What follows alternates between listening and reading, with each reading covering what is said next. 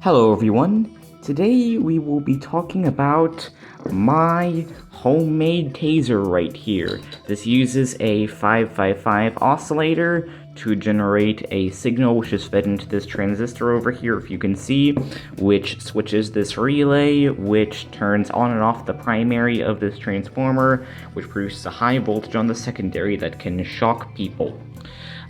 So first of all, let's demonstrate. I'm going to plug in the power. This is from a 12-volt DC power supply. You can hear it clicking. That is because the 555 chip is switching the relay through the MOSFET, and it just does that all the time whenever it's plugged in. But when I click the little button that's on the side,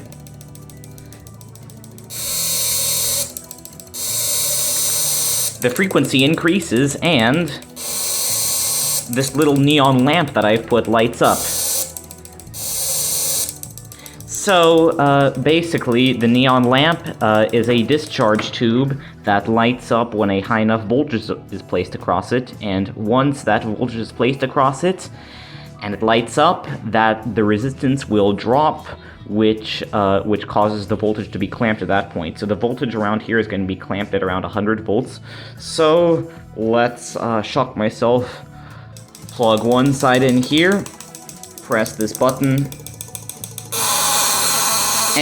or maybe do it. Oh yeah, that hurt. Let's try that again with a different finger. Oh yeah. Oh yeah, it's bad. It's really bad.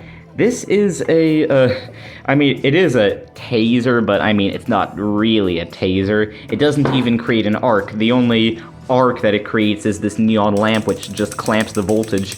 And if I press it and hold it, no matter how close I get the two pins together, it doesn't create an arc. So the voltage isn't very high. But now, I'm going to explain how this works with help of the schematic. So, that's the 12-volt power supply right here, which powers everything, of course. Then this section over here is the oscillator, which generates a square wave signal to this MOSFET, which switches the relay. And that's the clicking sound that you hear when I'm not pressing the button. And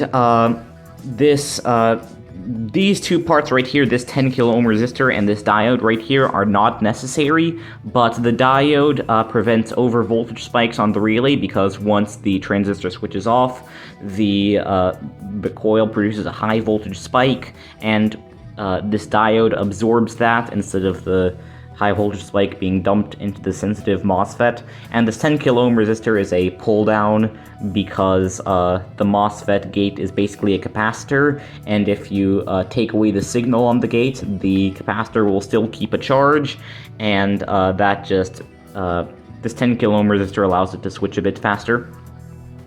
But the most interesting part, once this relay has closed, current flows from the power supply through this switch and through the primary of the transformer, and current builds up in that transformer, and once the switch opens again, the magnetic field that has been produced by that winding has to dissipate somewhere, so it ends up dissipating its energy into the secondary, but because the secondary has a higher amount of turns compared to the primary, the voltage at the secondary will be plenty more than the voltage at the primary, which will cause the neon tube to ionize or just glow, and it produces a high voltage at the output that you can use to shock your friends.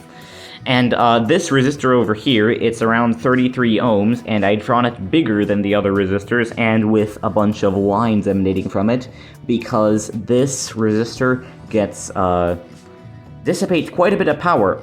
And this is the resistor that is in the schematic. All of these resistors in parallel. It's 8 220 ohm resistors in parallel. I could have just used one resistor, but I actually did try using that, a single 10 ohm resistor, but so much current was drawn through it that it let out the magic smoke, so I have to use 8 220 ohm resistors in parallel. And because each one of these resistors is a quarter watt, the entire thing can dissipate 2 watts because there are 8 quarter ohm resistors.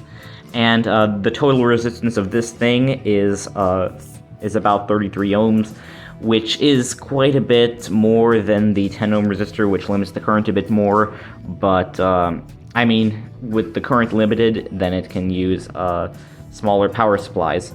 And let's shock myself once again for good measure.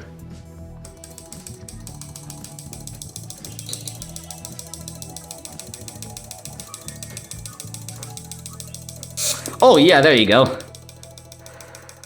Hope you enjoyed. I'll see you next time.